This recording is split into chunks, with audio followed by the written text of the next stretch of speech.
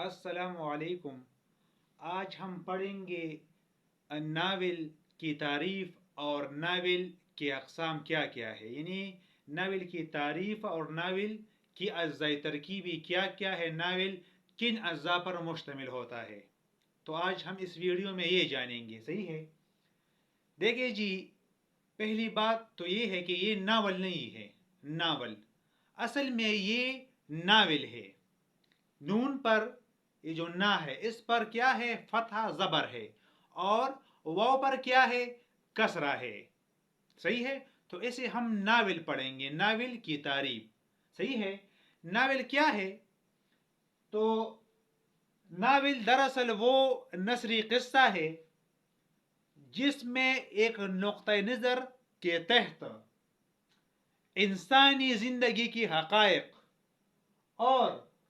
اور واقعات کی عکاسی کی جاتی ہے، تو اسے ہم ناول کہیں گے۔ آسان الفاظ میں یعنی وہ تحریری شکل یا وہ نثری قصہ جس کا موضوع انسانی زندگی ہو، اسے ہم کیا کہیں گے؟ ناول کہیں گے۔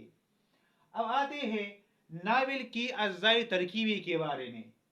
وہ کہانی، پلاٹ، کردار نگاری، مکالمہ، صحیح ہے؟ اس طرح 9 اقسام ہے اس کے، ابھی ہم پڑھیں گے۔ تو یہ جو 9 اجزاء ترکیبی ہے، اس کو آئیے ایک ایک کو جانتے ہیں۔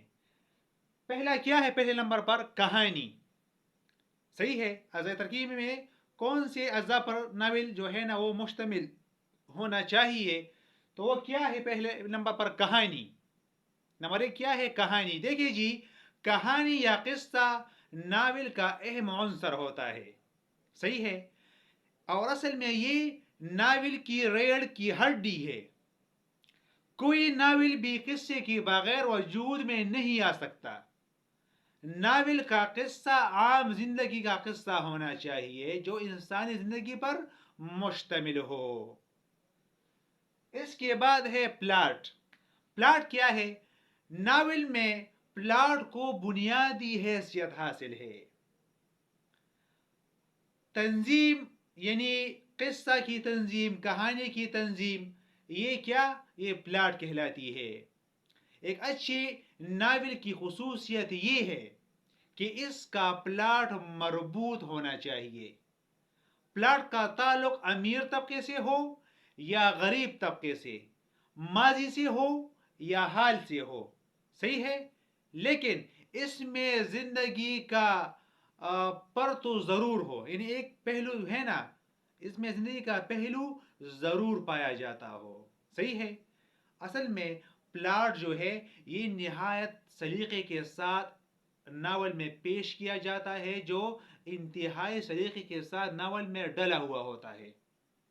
ضرورت سے زیادہ واقعات یا حرکات جو نفس قصہ سے کم تعلق رکھتے ہو یا اس سے الگ ہو، لیکن وہ کیا ہے؟ وہ سلیقے کے ساتھ ہو اور بالکل مربوط ہو۔ صحیح ہے؟ اصل میں کہانی میں، افسانہ میں، داستان میں پلاٹ بنانا ایسا ہی ہے جیسے کوئی بت تراش کچھ خاص فنی قواعدوں کے موافق کسی پتھر کی سل کو تراش کر کے ایک خوشنما بت بنائے، مگر اس میں خوبی یہ ہے کہ اس میں بناوٹ کا اثر ظاہر نہ ہو۔ صحیح ہے؟ تو یہ کیا ہے؟ یہ پلاٹ ہے۔ یہ ناول کی اجزاء ترکیبی میں سے ایک جز ہے۔ اور ایک ہے اس کا اور جز کردار نگاری۔ کردار نگاری کیا ہے؟ کردار نگاری ناول میں افراد قصہ کو کردار کہا جاتا ہے۔ ناول کے کردار عام انسانی زندگی کی نمائندگی کرتے ہیں۔ ناول کا کامیابی کا انحصار جو ہے وہ انسانی مطالعہ اور اس کے کرداروں پر ہے۔ مکمل کردار زندگی کا صحیح ترجمان ہے۔ اور اصل میں مکمل کردار کیا ہے؟ مکمل کردار انہی کو کہا جاتا ہے جو متعدد انسانی خصوصیات رکھتے ہو اور ساتھ ہی ساتھ انفرادی خصوصیات بھی رکھتے ہو۔ صحیح ہے؟ تو یہ کردار نگاری ہے۔ اور اصل میں ناول نگار کے ہاتھ میں مصور کا قلم ہونا چاہیے، صحیح ہے، تاکہ وہ کرداروں کو، صحیح ہے، جی جیتی جاگتی تصویروں کی شکل میں پیش کر سکے۔ اس کے علاوہ جو ہے نا کیا ہے، وہ ہے مکالمہ، وہ ہے مکالمہ۔ اصل میں مکالمہ انتہائی ضروری ہے، چاہے وہ ڈرامے میں ہو، چاہے وہ نثر میں ہو، چاہے وہ جس چیز میں بھی ہو، لیکن اس میں کیا ہونا چاہیے، ناول جو ہے نا اس میں یہ مکالمہ ہونا چاہیے۔ میرا مطلب یہ ہے کہ مکالمہ جو ہے یہ ناول کا ایک اہم حصہ ہے۔ اگر آپ ڈرامے کو دیکھ لیں، آپ تاریخ نگاری کو دیکھ لیں، آپ سوانح نگاری کو دیکھ لیں، تو اس میں معاملہ یہ ہے کہ اگر مکالمے اچھے ہوں گے تو لوگوں کو مزہ آئے گا، صحیح ہے۔ اصل میں مکالمے کے ذریعے ہی سے کرداروں کی شخصیت کے گوشے بے نقاب ہوتے ہیں۔ اس میں کیا ہوتے ہیں، کرداروں کی شخصیت بے نقاب ہوتے ہیں۔ اصل میں ناول کی کامیابی کا انحصار یہ مکالموں پر ہوتا ہے، اس لیے ضروری ہے کہ زبان عام فہم اور آسان ہو۔ مکالمے ایسے لکھے جائے کہ وہ بالکل آسان ہو، صحیح ہے۔ اور اس کے علاوہ اس کا اور جز ہے، وہ کیا ہے، زمان و مکان۔ ناول زمان و مکان کی حدود میں ترتیب پاتا ہے۔ ناول نگار اسی ماحول یا زمان و مکان اور اسی اپنی ماحول کو زمان و مکان میں پیش کرتا ہے، زمانے میں اور وقت میں۔ جب ناول نگار ایک ماحول کو اچھی طرح سمجھ لیتا ہے تو پھر اسے کامیابی کے ساتھ ناول میں پیش کر دیتا ہے، صحیح ہے۔ تو زمان و مکان اس کے لیے ایک اہم جز ہے۔ اس کے ساتھ جو ہے چھٹے نمبر پر کیا ہے، وہ ہے جذبات نگاری۔ یہ جذبات نگاری کیا ہے، اصل میں زندگی غم، خوشی، حیرت اور غصے کے جذبات سے بھری پڑی ہے۔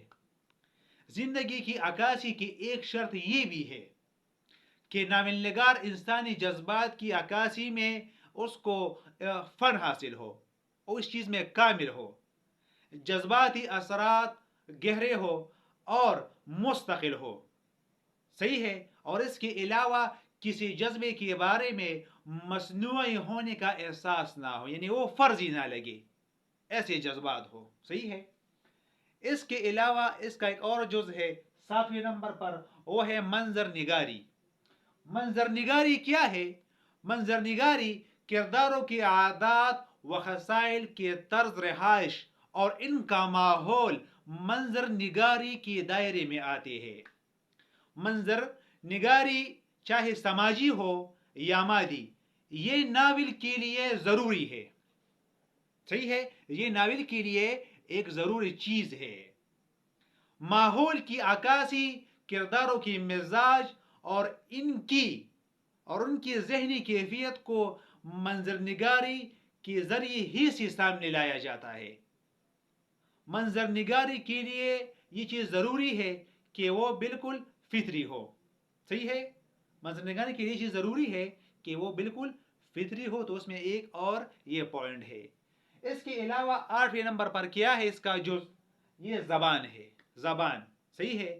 اصل میں ناول کا جو یہ تعلق ہے یہ انسانی زندگی سے ہے، اور اس کی زبان عام فہم، یعنی جو عام لوگوں کی سمجھ میں بھی آ سکے، یعنی نہایت آسان اور سلیس ہو، عام لوگوں کی بول چال کی قریب ہو، مشکل اور دقیق الفاظ سے بچا جا سکے۔ اس سے پرہیز ضروری ہے تاکہ ایک عام قاری کو بھی وہ مکالمے، وہ باتیں سمجھ میں آ سکی اور وہ اکتاہٹ کا شکار نہ ہو۔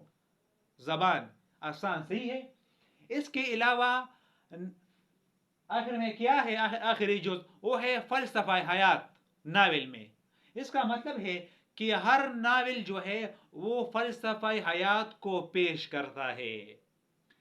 ناول کی کامیابی کا انحصار اس میں موجود فلسفہ حیات کی بلندی یا پستی پر ہوتا ہے، صحیح ہے۔ دراصل یہ جو ناول نگار، اصل میں ناول نگار جو ہے یہ مفکر بھی ہوتا ہے اور مفسر بھی. یہ فکر کی طرف بھی دعوت دیتا ہے اور ایک بات کو خود واضح بھی کر دیتا ہے. صحیح ہے. کبھی کبھار وہ اپنے فلسفہ حیات کو دو طریقوں سے پیش کرتا ہے. صحیح ہے. یا تو خود اس کی وضاحت کر دیتا ہے اپنے فلسفہ حیات کی، یا وہ اپنے مواد اور کرداروں کو اس طرح سے پیش کر دیتا ہے کہ پڑھنے والے خود اس فلسفہ حیات کا اندازہ لگا لیتے ہیں اور اس فلسفہ حیات کو سمجھ لیتے ہیں. صحیح ہے. تو یہ آج کا جو ہمارا ٹاپک تھا یہ ناول اور ناول کی اجزاء ترکیبی کے بارے میں تھا. ناول کی تعریف کیا ہے، اور اگر کوئی ناول لکھنا چاہے تو اس کی اجزاء کیا کیا ہے، وہ کون سی اجزاء پر مشتمل ہونا چاہیے. تو مجھے امید ہے کہ آپ کو یہ ٹاپک آسانی کے ساتھ سمجھ میں آیا ہوا ہوگا. والسلام.